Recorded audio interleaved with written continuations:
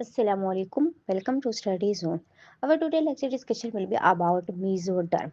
वो तमाम ऑर्गन जो कि एक्टोडर्मल वॉल और एंडोडर्मल टिश्यू के दरमियान प्रेजेंट होते हैं वो बेसिकली मेसोडर्म से ही अराइज होते हैं। तो मेसोडर्म जो है वो इफेक्ट रखते हैं एक्टोडर्म और एंडोडर्म में जो कि उनसे फिर फर्दर टिश्यूज की फॉर्मेशन होती है। अगर हम region of mesoderm at neural stage की बात करें तो जो मेसोडर्म होते हैं न्यूरल स्टेज एम्ब्रियो में, तो वो कुछ रीजन्स में डिवाइड होते हैं। जो फर्स्ट रीजन है उसे पैराक्सियल और सोमैटिक मेसोडर्म कहा जाता है, यानी बोथ साइड ऑफ नोटोगार्ड जो है वो पैराक्सियल या सोमैटिक मेसोडर्म में होते हैं। और जो सेल्स होते हैं रीजन्स के वो सोमाइट्स होते हैं। सोमाइट्स जो हैं बेसिकली ब्लॉक्स होते हैं मेसोडर्मल सेल्स के। ये जो सोमाइट्स होते हैं ये प्रेजेंट होते हैं on either side of the neural tube.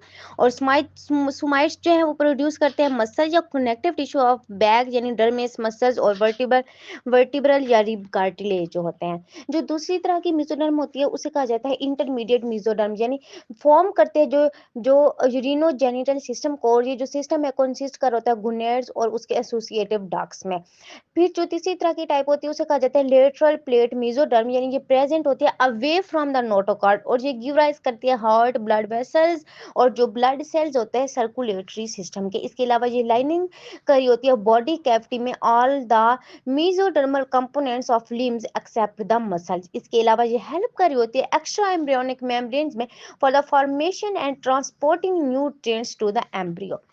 जो लास्ट इनकी टाइप है उसे कहा जाता है हेड मेसोडर्म। ये जो है ये प्रेजेंट होती है anterior to the trunk mesoderm. और ये फिफ्थ मेसोडर्मल रीजन है जो कि कंसिस्ट कर होता है अनसेगमेंटेड पैराक्सियल मेसोडर्म और प्रीकॉर्डियल मेसोडर्म। और ये जो रीजन होते हैं ये प्रोवाइड करते हैं हेड मेसेनकाइमा जो कि फर्दर फॉर्म कर होते हैं कनेक्टिव टिश्यू और मस्क्यूलेचर ऑफ फेस एंड आई। और ये जो मसल्स हैं ये ड्राइव होते हैं फ्रॉम अ हेड मेसोडर्म जो कि फॉर्म करते हैं डिफरेंशियली इनको जो कि फिर फर्दर सोमाइट्स की फॉर्मेशन कर रहे होते हैं।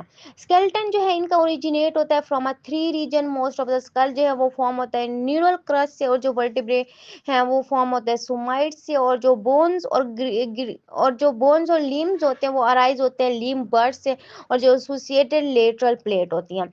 इनवर्टिब्रेट मेसोडर्म जो है वो सेम रीजनल सब डिवीजन को शो नहीं करती। अगर हम मेसोडर्म स्पेसिफिकेशन की बात करें तो फोर जो सब डिवीजन है along the mesolateral axis, तो ये इंक्रीज कर रहे होते हैं अमाउंट ऑफ बीएमपीज। डिफरेंट बीएमपीज जो है कंसंट्रेशन वो कॉज करते हैं differential expression of fork head family of transcription. ये जो फैक्टर होता है इसे कहा जाता है। और ये जो फोक्स वन और फोक्स टू है ये फॉर्म करते हैं सोमाइट्स को। और जो एक्सप्रेशन होते हैं पैक्स टू के ये इनकोर्स करता है a major transcription factor for the intermediate mesoderm. अगर हम पैराक्सियल मेसोडर्म यानी सोमाइट्स एंड देयर डेरिवेटिव्स की बात करें तो जो मैच्योर सोमाइट्स हैं वो कंटेन करते हैं थ्री मेजर कंपोनेंट्स सेक्लेरोटोम मायोटोम और डर्मिटोटोम। जो सेक्लेरोटोम है ये फॉर्म करते हैं वर्टिब्रेट और रिब कार्टिलेज को। जो मायोटोम है ये फॉर्म करते हैं musculature of back rib cage और वेंट्रल बॉडी वॉल को। और डर्मामेटोटोम जो है ये स्केलेटल मसल्स को जो है वो फॉर्म करते हैं जो कि फर्दर जनरेट करते हैं डर्मिस ऑफ द बैक। फिर हमें इंटरमीडिएट मेसोडर्म यानी यूरोजेनिटल सिस्टम देखने को मिला। इसमें यूरोजेनिटल सिस्टम होते हैं इंक्लूड होता है किडनी गोनेड्स और उसके रिस्पेक्टिव जो डक्ट सिस्टम होते हैं नेफ्रॉन जो है इसमें फंक्शनल यूनिट जो है किडनी का वो और उसमें तकरीबन 10,000 सेल और एटलीस्ट 12 डिफरेंट सेल टाइप जो है वो देखने को मिलते हैं। और जो इनमें तमाम सेल टाइप है वो स्पेसिफिक फंक्शन को परफॉर्म कर रहे होते हैं। फिर थर्ड में हमें लेटरल प्लेट मेसोडर्म देखने को मिली, यानी peripheral side of two bands of intermediate mesoderm. Mesoderm जो है ये हमें देखने को मिली, ये अंडर लाइक कर रही थी। मिजोरम देखने को मिली तो जो लेटरल प्लेट मिजोरम थी वो split to be horizontally into layer में। एक को कहते हैं सोमैटिक मिजोरम, एक होता है सिफ्लेनिक। जो सोमैटिक है ये डोर्सल लेयर होती है, इसे पेरिटल मिजोरम भी कहा जाता है। ये अंडरलाइन करी होती है एक्टोडर्म को। और जो सोमैटिक मिजोडर्म और एक्टोडर्म है कोलेक्टिवली ये सोमैटोप्लियोर बनाते हैं। सिफ्लेनिक मिजोडर्म जो है वेंट्रल लेयर है जिसे विसरल मिजोडर्म भी कहा जाता है।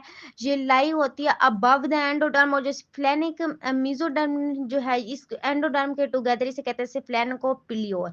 सिलियोम फॉर्मेशन भी इन्हीं के अंदर होते हैं, यानी जो स्पेस है सोमैटोप्लियोर और सेफ्लेनोप्लियोर के दरमियान बॉडी कैविटी हमें देखने को मिली उसे कहते हैं सिलोम। जब डेवलपमेंट हो जाती है, तो जो राइट साइड और लेफ्ट साइड है सिलोम है वो फ्यूज होते हैं और फोल्ड करते हैं टिश्यूज को, जो कि फर्दर एक्सटेंड होते हैं सोमैटिक मीजोडर्म से, जो कि सिलोम को डिवाइड करते हैं और इनको कैविटीज में सेपरेट कर देते हैं। अगर हम मैमल्स की बात करें तो जो सिलोम है ये सब डिवाइडेड होता है इनटू द प्लूरल यानी पेरिकार्डियल और पेरिटोनियल कैविटी में, जो कि इन जो कि इन्वेलप कर होती है थोरैक्स, हार्ट और एब्डोमेन को रेस्पेक्टिवली।